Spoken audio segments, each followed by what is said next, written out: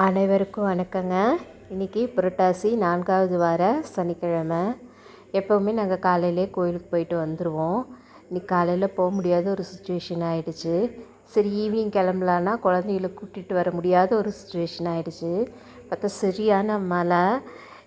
எப்போவுமே வாரம் வரணும். ஆனால் இந்த 4வது வாரம் எனக்கு ஏன் இந்த வருஷம் இவ்வளோ சோதனைன்னு தெரியல. அடித்து பிடிச்சி எப்படியோ கோயிலுக்கு வந்தாச்சு. இதுதான் எங்கள் குலதெய்வ கோயில். நிறைய வீடியோவில் போட்டிருப்பேன். இதுதான் எங்கள் குலதெய்வ கோயில். ஸோ நம்ம எங்கே இருந்தாலுமே நம்ம குலதெய்வ கோயிலுக்கு வந்து ஒரு விளக்கு பொருத்தி நம்ம சாமி கும்பிட்டா தான் நம்மளோட குலம் விளங்குன்னு சொல்லுவாங்க, பெரியவங்க சொல்லுவாங்க. ஸோ நாங்கள் எங்கே போனாலுமே இந்த கோயிலுக்கு வந்து எதுவாக இருந்தாலும் என்னோடய பிரச்சனைகளை சொல்லி நான் ஒரு விளக்கு பொருத்தி இந்த கோயிலில் சாமி கும்பிட்டு போனால் எனக்கு அது மன நிறைவாக இருக்குங்கிறது என்னோடய நம்பிக்கை. ஸோ என்னென்னா இன்றைக்கி இந்த வாட்டி குழந்தைகளை கூப்பிட்டு வர முடியல அப்படிங்கிறத ஒரு வருத்தமாக போயிடுச்சு. பட் மனநிறைவாக சாமி கும்பிட்டேன்.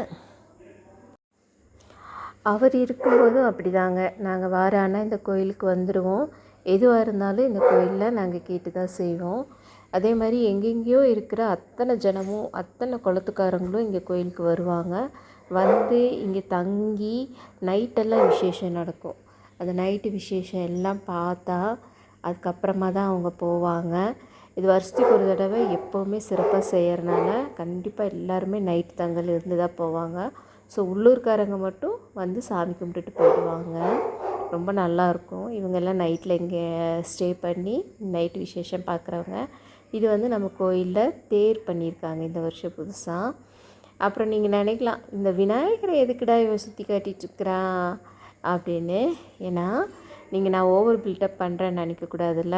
அங்கே பாருங்கள், அவ்வளோ க்யூ லைன்ஸு. இதெல்லாம் தாண்டி வந்து விநாயகரை சேவிச்சுட்டு தான் நாம் உள்ளேயே போக முடியும். ஸோ நான் ஈவினிங் வந்தனால டைரெக்டாக விநாயகரை கூப்பிட்டுட்டேன்.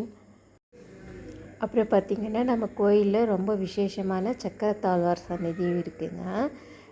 ரொம்ப மனநிறைவாக இருக்கும் இந்த கோயிலுக்கு வந்தாலே. நல்லபடியாக சாமி கும்பிட்டு வரி கட்டிட்டு வீட்டுக்கு நாங்கள் கிளம்பிட்டோம்.